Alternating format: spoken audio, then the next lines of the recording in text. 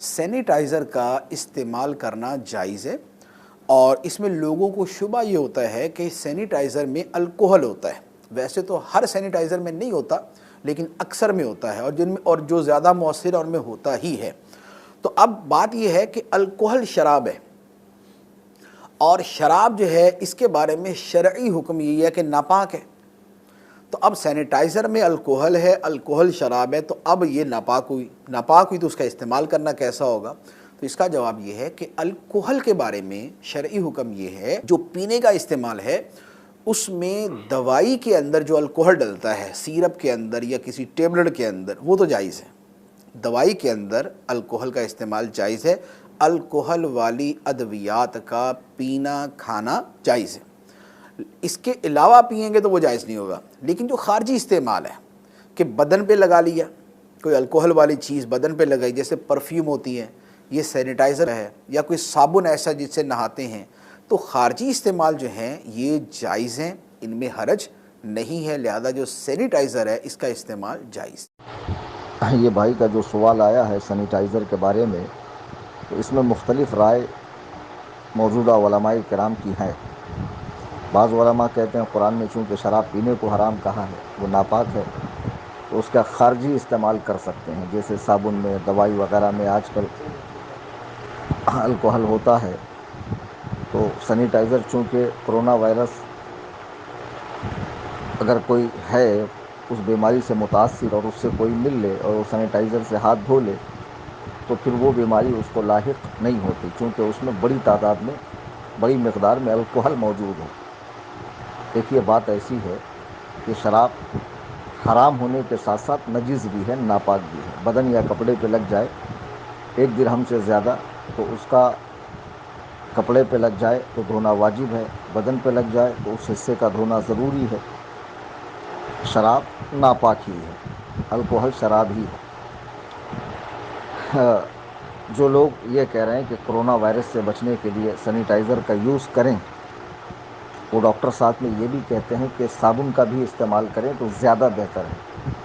تو جب ایک آپشن اس کا موجود ہے، اس کا نعم البدل ہمارے پاس ہے کہ ہم صابن یوز کر کے بھی سیف ہو سکتے ہیں، خواہ آدھے گھنٹے میں، 1 گھنٹے میں، 2 گھنٹے میں ہاتھ دھوئیں، چہرہ وغیرہ دھوئیں، تو بہرحال وہ استعمال کرنا چاہیے اور اس کے استعمال سے بچنا ہی بہتر ہے۔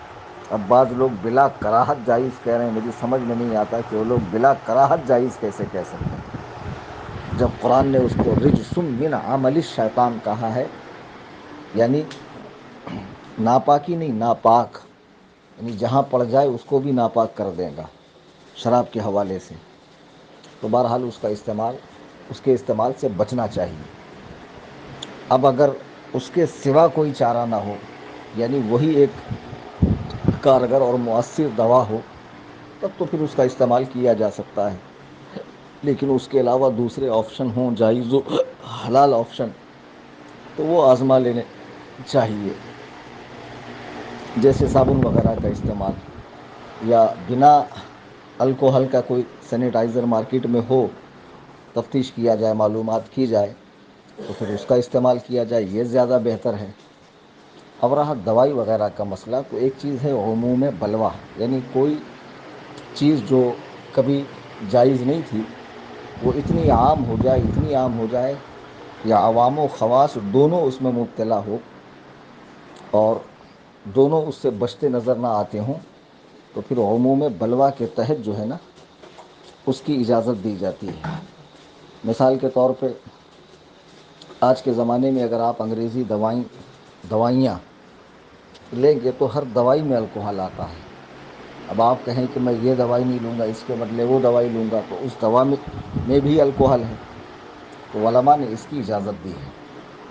اسی طرح صابن وغیرہ، اس میں بہت قلیل مقدار میں ہوتا ہے اور بہت ساری صابن میں نہیں ہوتا، تو صابن بھی وہی استعمال کی جائے جس میں الکوہل نہ ہو۔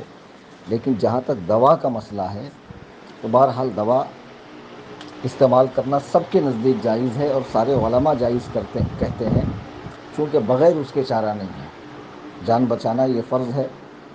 اب دوائی کھائیں گے تو شفا ملے گی، جو بیماری ہے، مرض ہے، وہ دور ہوگا، اور اگرچہ اس میں الکوہل ہے تو اس کے باوجود بھی اس کا استعمال اس لیے جائز ہے کہ اس کے بنا دوسرا آپشن نہیں ہے. اب سینیٹائزر کے بنا اگر آپشن نہ ہو تو سینیٹائزر کو یوز کر سکتے ہیں.